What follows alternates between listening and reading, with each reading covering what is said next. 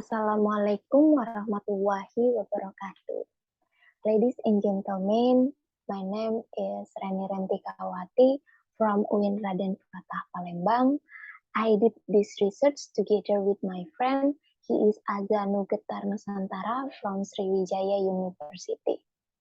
Before starting the presentation, allow me to say sorry to the committee for my delay because at the time of writing this research, we had trouble to accessing data and collecting data. Previously, we tried to use the mixed method, but now we only use the qualitative method. So we decided to use a slightly different perspective and customize it. I hope the committee will forgive us. Okay, in this presentation, we will discuss about declining public trust factors of Joko Widodo's government during the COVID-19 pandemic in Indonesia. I will explain to you the research background, literature review, research and discussion. Finally is the conclusion of this research.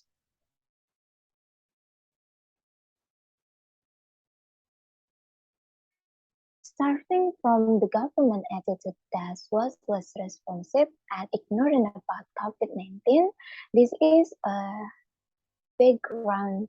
research background from this article. Instead of closing access, Jokowi want to promote tourism to come to Indonesia. To reduce the spread of COVID-19 in Indonesia, Jokowi or the government implements PSBB, PPKM, and social assistance policies or bansos. Many policies reduce public confidence in the performance of Jokowi government. Public confidence is public trust, of course. Okay, in this literature review, I using three literatures. The first is Government's Policies to Against COVID-19 in Indonesia by Rozikin and his friends.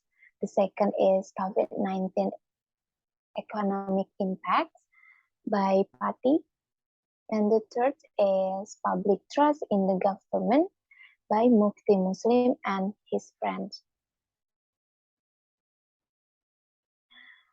I using a literature review and descriptive qualitative research method to explain the phenomena in this study. I use two type data. The first is primary data from scientific journals and report by survey institution, and secondary data from books and news articles. We using Bertso political distrust theory, which describes in detail the characteristics of people distrust of political actors, political institutions, and the political system. Result and discussion in this research.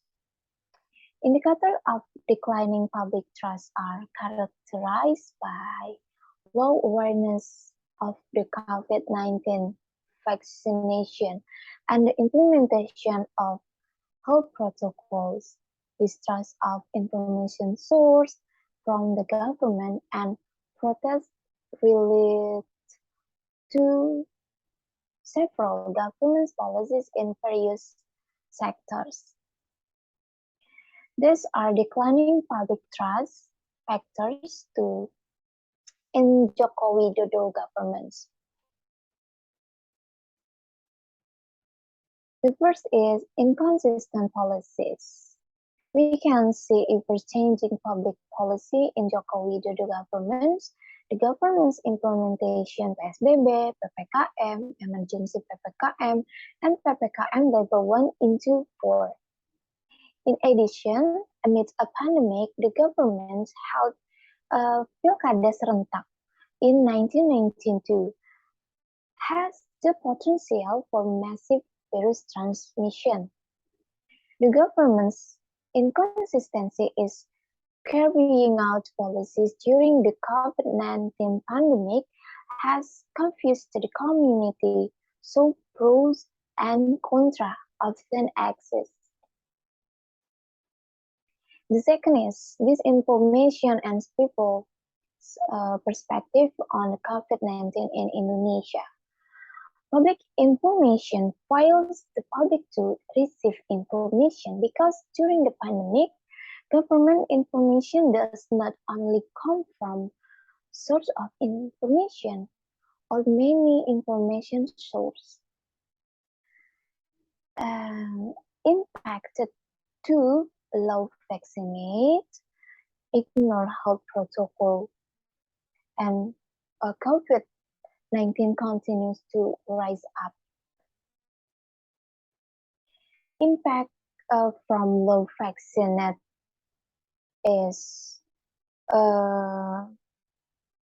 people perspective about long effect of vaccines such as fever illness with long-term effect and post-vaccinates that cast view on the vaccines conferences. The third is implementation of PSBB, PPKM, and the effect to economic impact. The PSBB and PPKM policies have a significant impact on the world economy, including in Indonesia. This impact is economic deflation, minus 2.07% in Indonesia in 2020, low level of gross domestic product, decline in export, import, and investment, and then low people's purchasing power. The fourth is ambiguous legal sanction. I use 3 examples of the big law or legal case. The first is Habib Rizik Sihab and his impact. The government of DKI Jakarta imposed an administrative sanction from 50 million rupiahs to HRS. And removal of Sukana. He is head of KUA in Tanah Abang. The violation committed by HRS were sentenced to 8 months in prison. The second case is Rahel Peña. She is a public figure in Instagram.